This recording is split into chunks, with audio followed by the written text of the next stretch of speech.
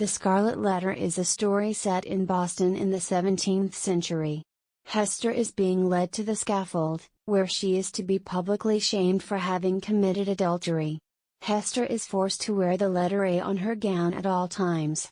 She has stitched a large scarlet A onto her dress with gold thread, giving the letter an air of elegance. Hester carries Pearl, her daughter, with her.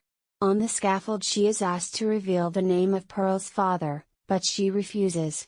In the crowd Hester recognizes her husband from Amsterdam, Roger Chillingworth. He is small, thin, and slightly deformed, with one shoulder higher than the other. Chillingworth visits Hester after she is returned to the prison.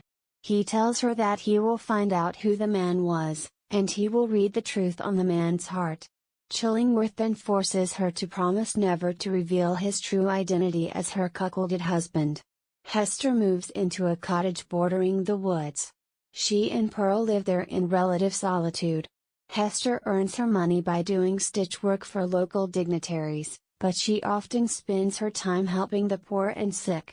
Pearl grows up to be wild, even refusing to obey her mother. Roger Chillingworth earns a reputation as a good physician. He uses his reputation to get transferred into the same home as Arthur Dimmesdale, an ailing minister. Chillingworth eventually discovers that Dimmesdale is the true father of Pearl, at which point he spends every moment trying to torment the minister. One night Dimmesdale is so overcome with shame about hiding his secret that he walks to the scaffold where Hester was publicly humiliated. He stands on the scaffold and imagines the whole town watching him with a letter emblazoned on his chest. While standing there, Hester and Pearl arrive. He asks them to stand with him, which they do. Pearl then asks him to stand with her the next day at noon. When a meteor illuminates the three people standing on the scaffold, they see Roger Chillingworth watching them. Dimmesdale tells Hester that he is terrified of Chillingworth, who offers to take Dimmesdale home. Hester realizes that Chillingworth is slowly killing Dimmesdale and that she has to help Dimmesdale. A few weeks later, Hester sees Chillingworth picking herbs in the woods.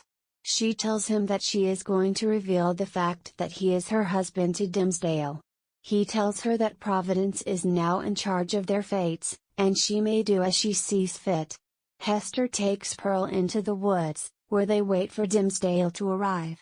He is surprised to see them, but he confesses to Hester that he is desperate for a friend who knows his secret. She comforts him and tells him Chillingworth's true identity. He is furious but finally agrees that they should run away together, and it works out that the ship is due to sail the day after he has ever shown his election sermon. But on the day of the sermon, Chillingworth persuades the ship's captain to take him on board as well. Hester does not know how to get out of this dilemma.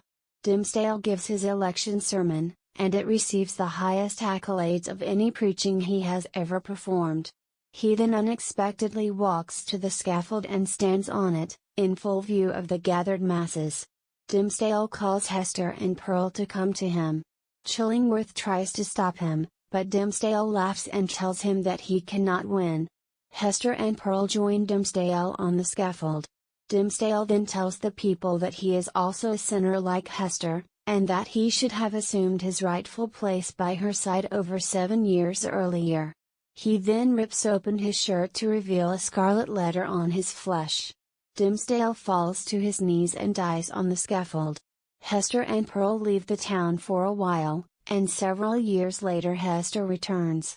No one hears from Pearl again, but it is assumed that she has gotten married and has had children in Europe. Hester never removes her scarlet letter, and when she passes away she is buried in the site of King's Chapel.